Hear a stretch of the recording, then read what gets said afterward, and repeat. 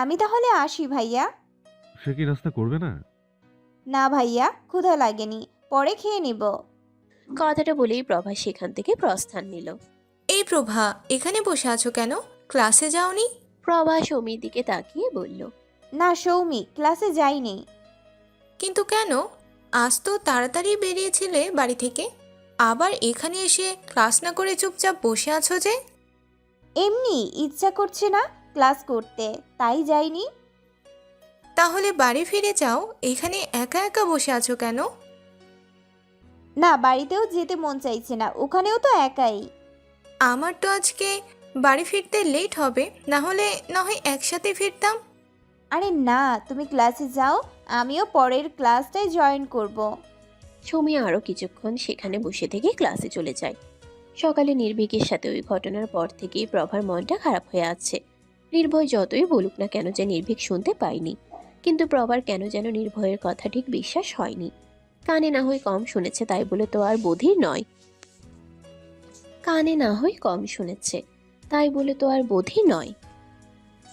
কানে না হয় কম শুনেছে তাই বলে তো আর বধির নয়। সবাই শুনলো আর নির্ভীক শুনলো না। আর সে তো বেশ অনেকক্ষণ থেকেই নির্ভীককে দেখছিল। কই, ফোন তো আসেনি। এতই যদি দরকারি কাজ হতো তাহলে নিশ্চয়ই সাথে সাথে চলে যেত, কিন্তু নির্ভীককে দেখে মনে হচ্ছিল যে ও নিশ্চিন্ত মনে ফোন চালাচ্ছে। এসব ভাবতে ভাবতে প্রভার নজর পড়ল নির্ভীকের উপর। 4-5টা ছেলের সাথে কথা বলতে বলতে ভার্সিটির পিছন দিকটায় যাচ্ছে। নির্ভীককে দেখে মুহূর্তের মাঝে প্রভার মুখে হাসি ফুটল। সে কোনো দিকে না তাকিয়ে ব্যাগটা কাঁধে নিয়ে নির্ভীকের দিকে দৌড় লাগালো। ততক্ষণে ছেলেগুলো নির্ভীকের আদেশ পালন করতে সেখান থেকে চলে গেছে। প্রভা দৌড়ে গিয়ে নির্ভীকের সামনে দাঁড়িয়ে নির্ভীককে সালাম দিল। আসসালামু আলাইকুম বড় ভাই। হঠাৎ করে প্রভা সামনে এসে দাঁড়ানোতে নির্ভীক 2 কদম পিছিয়ে যায়। সাথে প্রভার অনাকাঙ্ক্ষিত আগমনে খানিকটা ভড়কে যায়, তবুও হাসার চেষ্টা করে বলল। ওয়ালাইকুম আসসালাম। শুধু সালামের উত্তরটাই দিল। অতিরিক্ত কোনো প্রশ্ন প্রভাকে নির্ভীক করল না। প্রভা নিজ থেকেই আবার বলল। কেমন আছেন বড় ভাই? আর আপনার কার্ডের কি অবস্থা এখন? প্রথম প্রশ্নটা নির্ভীকের কাছে স্বাভাবিক লাগলেও দ্বিতীয় প্রশ্নটা কেমন যেন অস্বাভাবিক ঠেকল। তার কানের আবার কি হবে? ভালো আছি, কিন্তু আমার কানের কি অবস্থা সেটা জানতে চাইলে কেন? কি হয়েছে আমার কানের? নির্ভর ভাইয়াই তো বলল যে আপনি নাকি কাল থেকে কানে কম শুনতে পাচ্ছেন।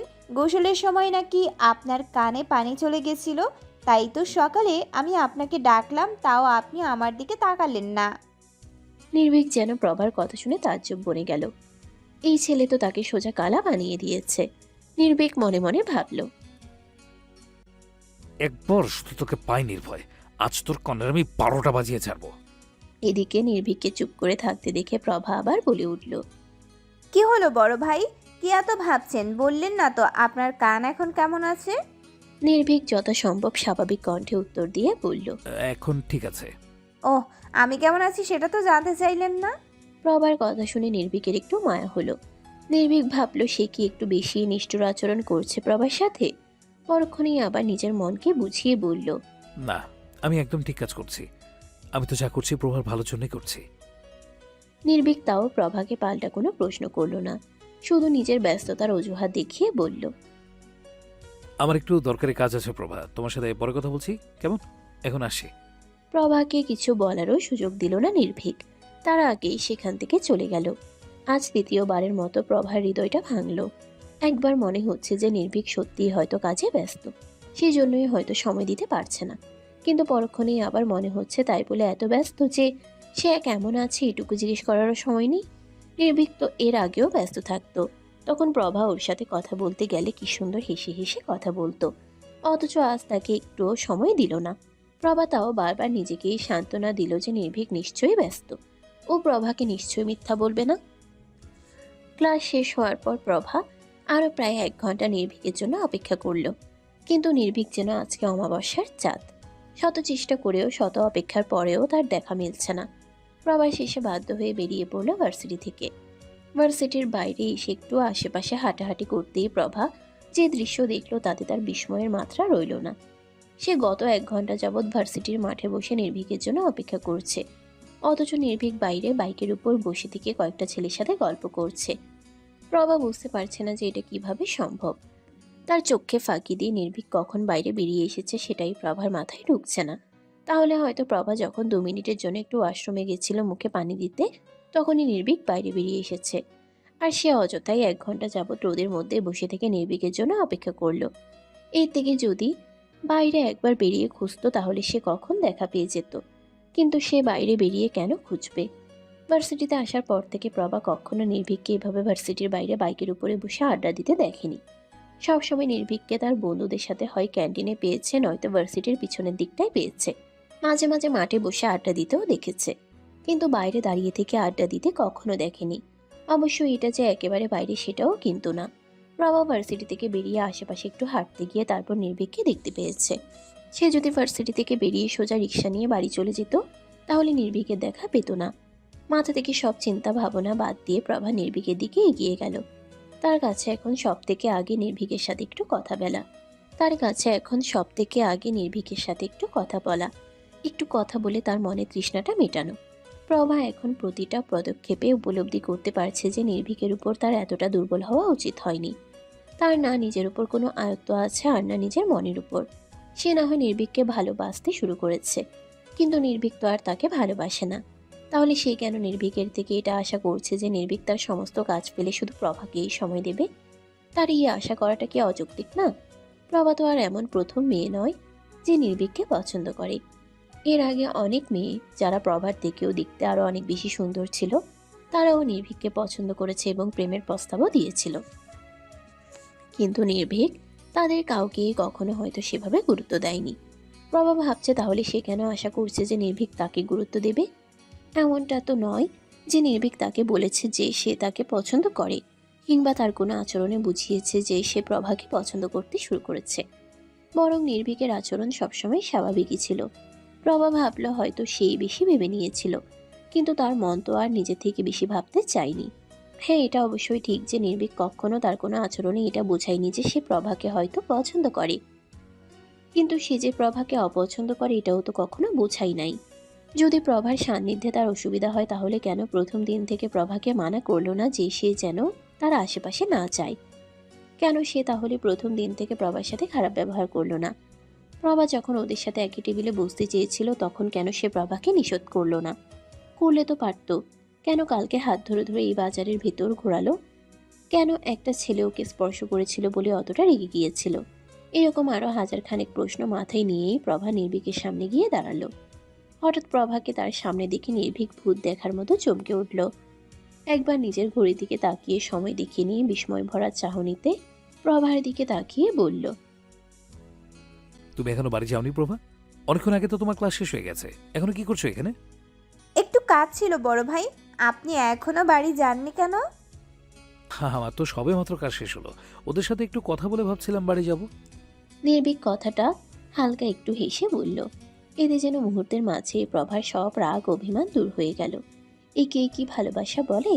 মনের মধ্যে এত রাগ এত অভিমান লুকিয়ে রাখার পরেও প্রিয় মানুষটা শুধু মুখের হালকা একটা হাসিতে নিমিষেই সব দূর হয়ে গেল। প্রভা ভাবল না, সত্যি মনে হয় নির্ভীক অনেক বেশি ব্যস্ত। হঠাৎ করেই প্রভার মনের মাঝে একটা ইচ্ছে জাগলো। তার খুব ইচ্ছে করছে নির্ভীকের বাইকের পিছনে বসে যাওয়ার। আচ্ছা, নির্ভীক কি তাকে বাইকে বসাবে? কি এমন হবে একটু বাইকে করে বাড়িতে পৌঁছে দিলে? প্রভা বাইকের উপর বসে নির্ভীকের কাঁধের উপর তার এক হাত রাখবে আর তার মাথাটা আলতোভাবে নির্ভীকের পিঠের সাথে ঠেকিয়ে রাখবে। মাঝে মাঝে সে পিঠ থেকে মাথা উঠিয়ে সামনের লুকিং গ্লাসে তাকাবে নির্ভীককে দেখার জন্য। ঠিক তখনই নির্ভীকও তাকিয়ে দেখার জন্য সামনের লুকিং গ্লাসে তাকাবে, আর তখনই দুজনে চোখাচোখি হবে।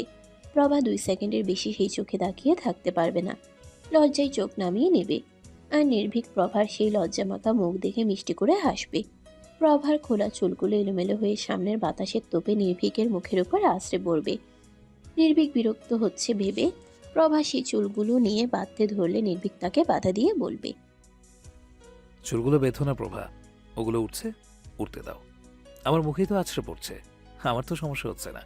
তুমি যেমন তোমার কণ্ঠে আমাকে বিভোর করে দাও, তোমার চুলগুলো না হয় তাদের স্পর্শে আমাকে বিভোর করে তুললো। আমি যখন চাইছি যে ওরা আমাকে স্পর্শ করুক, তাহলে তুমি কেন ওদের আটকে রাখতে চাইছো? প্রভাকে চুপ করে নিজের দিকে তাকিয়ে থাকতে দেখে নির্ভীক প্রভাকে প্রশ্ন করল, তুমি কি কিছু বলবে প্রভা? হ্যাঁ বড় ভাই, আসলে আমার শরীরটা না আজ খুব খারাপ লাগছে, মাথাটাও খুব ঘুরছে। একা একা যেতে পারবো না সেই ভয়ে এতক্ষণ যাইনি। যদি কোথাও মাথা ঘুরে পড়ে যাই বলেন? এই শহরে তো আমায় কেউ চেনে না। তাই বলছিলাম আপনি একটু আপনার বাইকে করে আমাকে দিয়ে আসবেন প্লিজ। নির্ভীক বুঝতে পারছে যে প্রভার শরীর খারাপ একটা বাহানা মাত্র। সে আসলে নির্ভীকের বাইকে চড়তে চাচ্ছে, কিন্তু নির্ভীক তো সেটা করতে পারবে না। আজ যদি সে প্রভার এই আবদারকে প্রশ্রয় দেয় তাহলে প্রভার মনে অনুভূতিগুলো আরো বৃদ্ধি পাবে। নিজে একটু ভেবে প্রভাকে প্রশ্ন করলো। তুমি কোথায় থাকো? প্রভা তার ঠিকানাটা বলার পর নির্ভীক আরো কিছুক্ষণ ভাবলো। তারপর তার পাশের একটা ছেলেকে ইশারায় ডেকে তাকে কি যেন বলল। নির্ভীকের কথা শুনে ছেলেটা চলে গেল। এদিকে প্রভা কিছুই বুঝতে পারছে না যে নির্ভীক কি ওকে বাইকে উঠাবে নাকি উঠাবে না। 5 মিনিট পর ছেলেটা আবার সেখানে ফিরে এলো। সাথে এবার একটা মেয়েও আছে। নির্ভীক মেয়েটাকে দেখতেই বলল। তুমি বাড়ি কখন ফিরবে? এই তো ভাইয়া, এখনই ফিরবো। আপনি কিছু বলবেন আমায়? হ্যাঁ, ওর নাম প্রভা, চেনো নিশ্চয়ই। তুমি যে বাড়িতে থাকো ও সেখানেই থাকে। মেয়েটা প্রভাকে একটু ভালোভাবে দেখে আবার নির্ভীকের উদ্দেশ্যে বলল। হ্যাঁ ভাইয়া, চিনি। ও ফার্স্ট ইয়ার, কিছুদিন আগে নতুন এসেছে আমাদের এখানে। কিন্তু কেন বলুন তো ভাইয়া, কোনো সমস্যা? হ্যাঁ, সেজন্যই তো তোমাকে ডাকলাম। আসলে ওর শরীরটা খুব খারাপ লাগছে নাকি, মাথাটাও ঘুরছে, একা একা বাড়ি ফেরার সাহস পাচ্ছে না। তাই তুমি যদি একটু সাথে করে ওকে নিয়ে যেতে তাহলে ভালো হতো। আচ্ছা, এই ব্যাপার, কোনো সমস্যা নাই। প্রভা, তুমি আমার সাথে যেতে পারো। আমাকে চিনতে পেরেছো তো তুমি? আমি তোমাদের পাশের ফ্ল্যাটে থাকি, এবার থার্ড ইয়ার। আমার নাম রিমি। প্রভা শুধু হালকা করে হেসে মাথা নেড়ে জানালো যে সে চিনতে পেরেছে। ইতোমধ্যে একটা ছেলে রিক্সা ডেকে নিয়ে এসেছে। রিমি নির্ভীকের থেকে বিদায় নিয়ে প্রভাকে আসতে বলে রিক্সার দিকে চলে গেল। প্রভা চলে যেতে নিলে নির্ভীক ওকে পেছন থেকে একবার ডাকলো। প্রভা পেছন ফিরে তাকাতেই নির্ভীক স্বাভাবিক কণ্ঠে বলল। আসলে প্রভা, আমার একটু বাড়ি অফিসে দরকারি কাজ আছে, আর তোমার বাড়ির রোডটা একদম আমার অপোজিট হয়ে যায়। তাই তোমাকে রিমির সাথে পাঠিয়ে দিলাম। চিন্তা করো না, ও খুব দায়িত্বশীল মেয়ে, যদি কোনো সমস্যা হয় ওকে বলবে। প্রভা হালকা হেসে নির্ভীককে বলল। না বড় ভাই, এখন থেকে সমস্যা হলে আর কাউকে বলবো না। আমি বুঝতে পেরেছি যে নিজের সমস্যা নিজেকে সমাধান করে নিতে হয়। নিজের ওপর আয়ত্ত আমার নিজেকে আনতে হবে। নিজের মনকে আমার নিজেকেই বোঝাতে হবে। কথাগুলো বলেই প্রভা সেখান থেকে প্রস্থান করলো। নির্ভীক শুধু চুপচাপ প্রভার প্রস্থান দেখল। সে যেটা চেয়েছে সেটাই হচ্ছে। প্রভা তার উপর থেকে নিজের মনকে সরিয়ে নিতে চাইছে। নির্ভীকও বাইক স্টার্ট দিয়ে সেখান থেকে চলে গেল। সত্যি আজ দুজন দুদিকেই গেল। কাল পর্যন্ত দুজনের পথ এক বলে মনে হলেও আজ নিমিষের মাঝেই দুজনের পথ আলাদা হয়ে গেল। আর কি কখনো এক হতে পারবে এই দুটো মানুষের পথ? দিনের আলো শেষে ধরণীতে আবার রাতের আধার নেমে এসেছে। সারাদিনের কাজের ব্যস্ততা শেষে মানুষ এখন ঘরে ফিরছে। ব্যস্ত শহরটা ধীরে ধীরে ফাঁকা হচ্ছে। এখন আর তেমন কোলাহল শোনা যাচ্ছে না। আর না শোনা যাচ্ছে গাড়ির হর্নের শব্দ। কিন্তু কারো গুনগুন করে কান্নার শব্দ পাওয়া যাচ্ছে। এই শহরের একটি বাড়ির ছোট্ট ব্যালকনি থেকে সে আওয়াজটা আসছে। কিন্তু কোনো মানুষের কান পর্যন্ত সে শব্দ পৌঁছচ্ছে কিনা সেটা কারোরই জানা নেই। সে যে চাইছে যাতে তার এই কান্নার শব্দ কোনো মানুষের কান পর্যন্ত না পৌঁছায়। কি হবে সবাইকে নিজের কান্না দেখিয়ে? যে মানুষটার জন্য কাঁদছে সেই মানুষটারই তো কোনো খোঁজ নেই। তার তো খোঁজ নেওয়ার সময় নেই। থাকবেই বা কি করে? সে কি আর প্রভাকে ভালোবাসে? যদি ভালোবাসতো তখন বুঝতো মন ভাঙার কি জ্বালা। ভার্সিটি থেকে আসার পর থেকেই প্রভা ব্যালকনিতে বসে আছে। না দুপুরের খাবার খেয়েছে আর না রাতের খাবার খেয়েছে। আর সকালে তো খাইনি। সমী অনেকবার করে এসে বললেও কোনো লাভ হয়নি।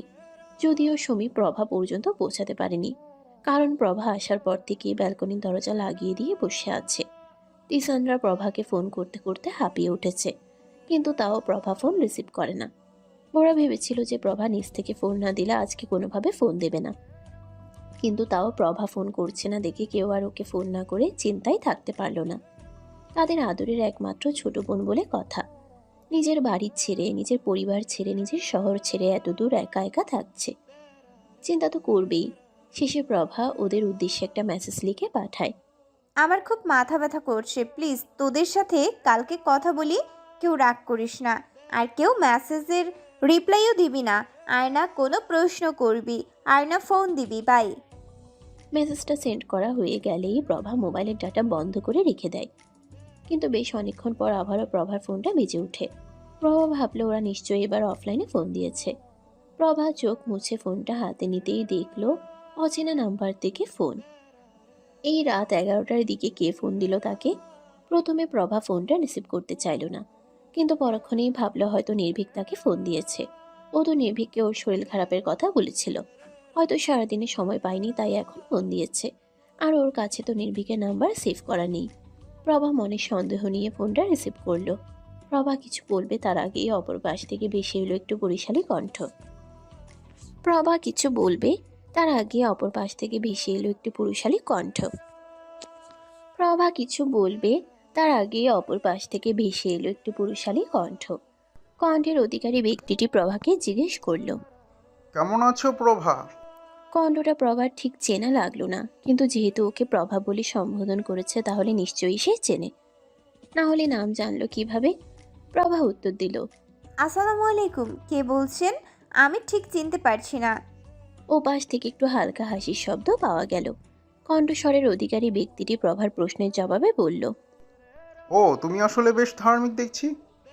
সালাম দিচ্ছ, কিন্তু আমার প্রশ্নের উত্তর এখনো পাইনি। আপনিও তো এখনো আমার প্রশ্নের উত্তরটা দেননি। আমি আপনাকে চিনি না, জানি না, কেন বলতে যাব আপনাকে যে আমি কেমন আছি? আরে জান, রাগ করছো কেন? আমি তো এমনি জিজ্ঞাসা করছিলাম। আমি তো জানি তুমি ভালোই আছো। আফটার অল, তোমার মতো এত বিউটিফুল একটা মেয়ে কিভাবে খারাপ থাকতে পারে বলো? শেষবারের মতো জিজ্ঞাসা করছি, নিজের পরিচয় দিন, না হলে আমার ফোনটা রেখে দিব। ফোনের ওপাশ থেকে আবারও হাসির শব্দ পাওয়া গেল। প্রভার এখন প্রচণ্ড রাগ হচ্ছে নিজের উপর, এটা ভেবে যে কেন সে ফোনটা রিসিভ করতে গেল। নিজের জ্বালায় একেই বাঁচছে না, তার উপর আবার এই উটকো ফোন।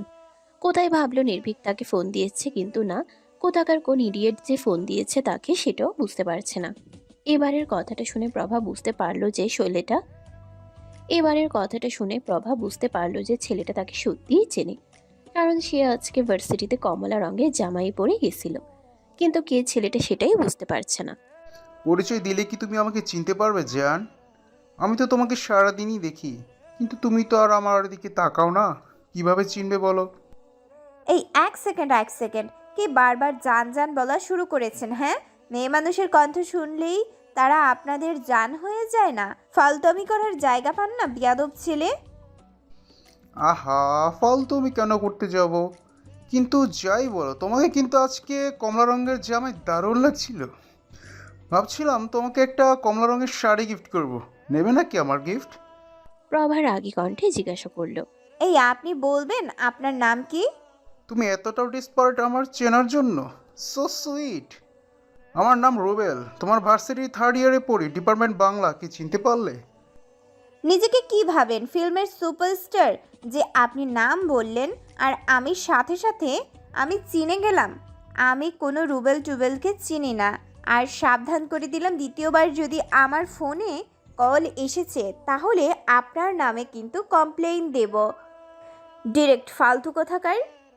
কথাটা বলেই প্রভা ফোনটা রেখে নাম্বারটা ব্লক লিস্টে ফেলে দিল। আজকেই এই অসভ্যটাকে তাকে ফোন দিতে হয়েছে।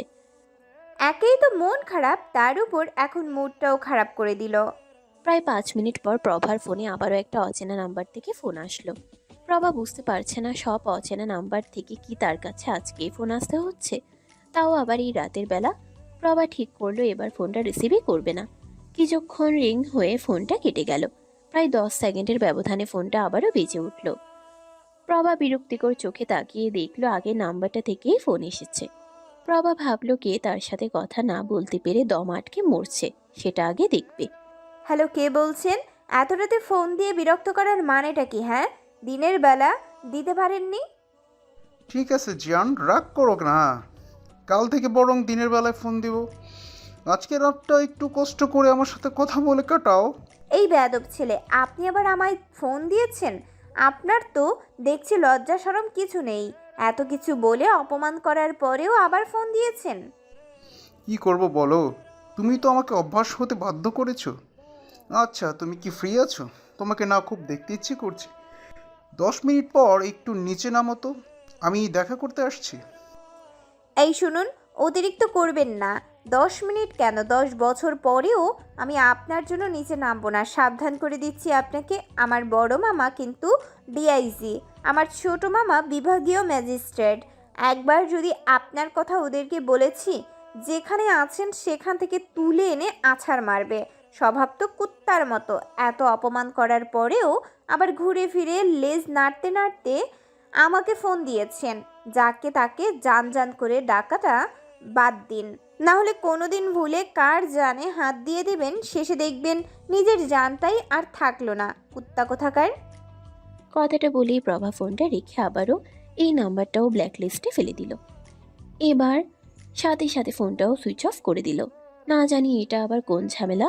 প্রভা ভাবছে ছেলেটাকে তো তার 2 মামার ভয় দেখিয়ে দিল, কিন্তু সে তো আর মামাদের এই বিষয়ে কিছু বলতে পারবে না।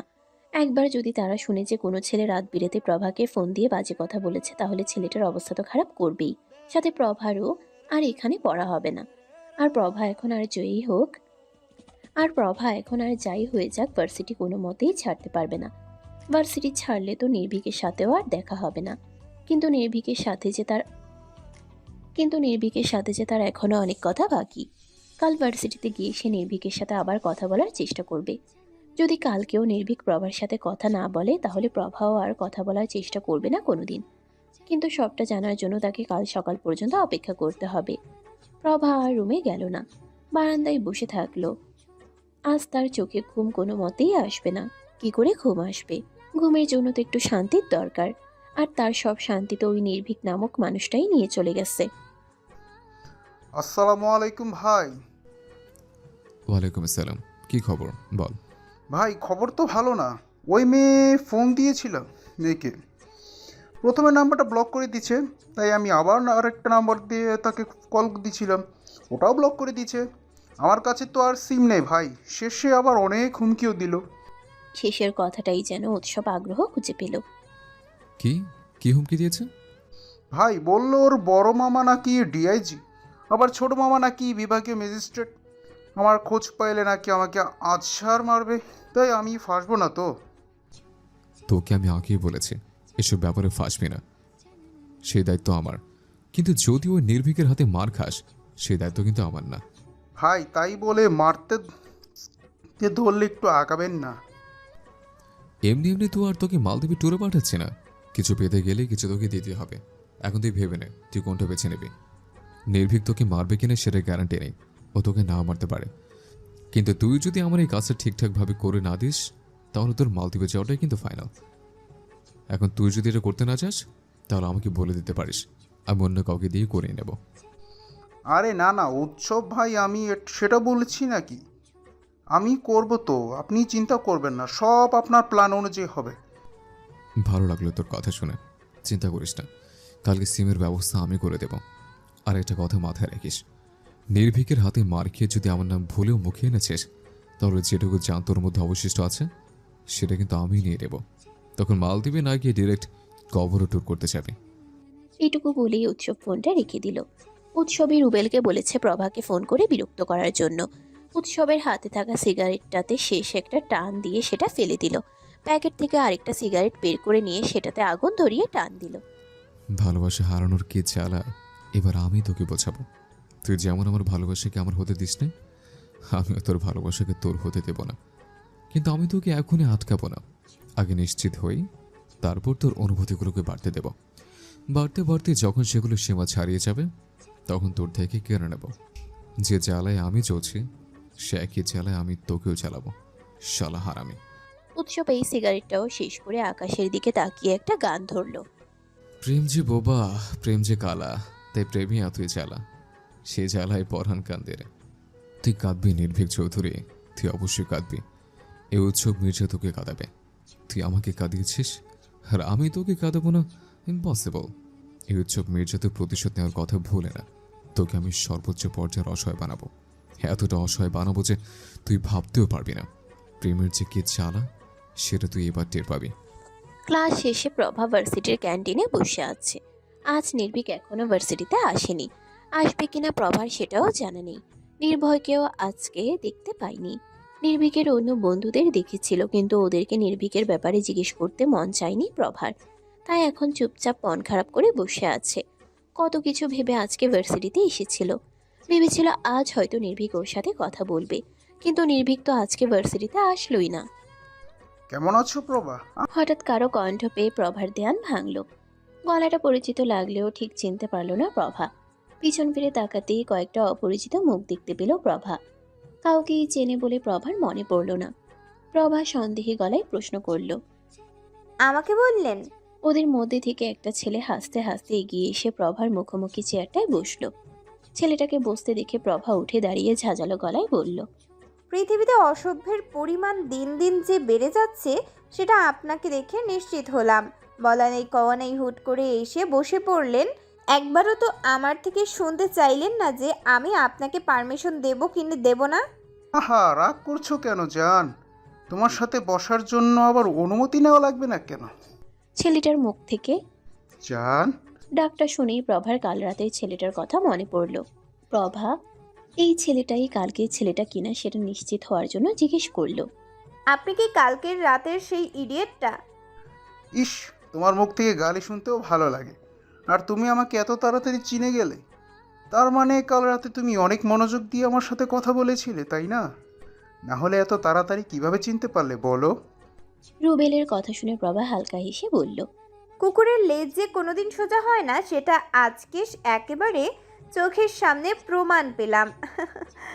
কথাটা বলে প্রভা সেখান থেকে চলে যেতে নিলে দুটো ছেলে প্রভার সামনে গিয়ে দাঁড়ায়। কি হলো, পথ আটকে দাঁড়াচ্ছেন কেন? সামনে থেকে সরে যান। প্রভার কথা শুনে ছেলেগুলোর মাঝে তেমন বিশেষ কোনো হেলদোল দেখা গেল না, বরং তারা জোরে জোরে হাসতে লাগলো। পিছন থেকে রুবেল বলে উঠল। আমি না চাইলে তুমি এখান থেকে এক পাও এগোতে পারবে না। তাই বলছিলাম এত কথা না বলে চুপচাপ আমি যেগুলো বলেছি সেগুলো শোনো। প্রভা রুবেলের দিকে রাগী দৃষ্টিতে তাকিয়ে বলল। ঠিক আছে বল, তোকে 2 মিনিট সময় দিলাম। দেখো প্রভা, তোমাকে আমার ভালো লেগেছে। এখন তুমি বলো, তুমি কি আমার সাথে প্রেম করতে চাও নাকি ডিরেক্ট বিয়ে করে বাসর রাত তে কি প্রেম করা শুরু করবে? প্রভা হাত ঘড়িতে সময় দেখে নিয়ে রুবেলের দিকে তাকিয়ে বলল। তোর হাতে এখনো 1 মিনিট 10 সেকেন্ড আছে। কিছু বলার থাকলে বল, এরপর আর সুযোগ পাবি না। তাই নাকি? তাহলে শোনো, আমি যদি চাই তাহলে আজকেই তোমাকে তুলে নিয়ে গিয়ে বিয়ে করতে পারি, কিন্তু আমি সেটা করব না। কি বলো তো? আমি জানি যে মেয়েদের বিয়ে নিয়ে অনেক স্বপ্ন থাকে, তাই আমি তোমার সেই স্বপ্নগুলো ভাঙতে চাইছি না। তাই ভালোই ভালোই বলছি, রাজি হয়ে যাও, না হলে। কি করবি না হলে? বেশি কিছু করবো না। তুমি যদি রাজি হয়ে যাও তাহলে তোমাকে আগে গার্লফ্রেন্ড বানাবো আর তারপর বউ বানাবো। আর যদি রাজি না হও তাহলে তোমাকে কয়েক রাতের জন্য বেড পার্টনার বানাবো, তারপর আবার তোমাকে তোমার জায়গায় ছেড়ে দেব। কথাটা বলতেই প্রভা সজোরে রুবেলের গালে একটা চড় লাগিয়ে দেয়। সাথে সাথে পাশের ছেলেগুলো প্রভার দিকে তেড়ে আসতে নিলে রুবেল হাত দিয়ে ওদেরকে থামিয়ে দেয়। গালে হাত বোলাতে বোলাতে প্রভার দিকে তাকিয়ে একটা বিশ্রী হাসি দিয়ে বলল। এই চটটার পর তো তোমাকে পাওয়ার জন্য আমি আরও বেশি মরিয়া হয়ে উঠলাম। ইস, তোমার হাতটা কি নরম গো। এই আরেকটা চর মারো। প্রভার রাগে সারা গা জ্বলে যাচ্ছে। প্রভা ওর জীবনে এর আগে কখনো রুবেলের মতো এত নির্লজ্জ ছেলে দেখেছে কিনা। প্রভা ওর জীবনে এর আগে কখনো রুবেলের মতো এত নির্লজ্জ ছেলে দেখেছে যে কিনা সন্দেহ আছে, যে এত মানুষের সামনে একটা মেয়ের হাতে চড় খাওয়ার পরেও আবার তাকে আরেকটা চড় মারতে বলছে। প্রভাকে চুপ থাকতে দেখে রুবেল এবার গুরুতর ভঙ্গিতে বলল। মজা তো অনেক করলাম, এবার আসল কথায় আসি। শোনো জান, আমি তোমার থেকে এটা জানতে আসিনি যে তুমি আমার প্রস্তাবে রাজি কি না। আমি সিদ্ধান্ত নিয়ে নিয়েছি যে তুমি আমারই হবে। তোমাকে আমি শুধু এতটুকু জিজ্ঞেস করেছি যে তুমি আগে আমার সাথে প্রেম করবে নাকি ডিরেক্ট অ্যাকশনে যাবে।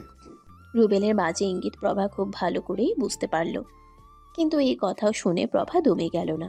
সে আগের মতোই রাগী দৃষ্টিতে রুবেলের দিকে তাকিয়ে গম্ভীর গলায় বলল।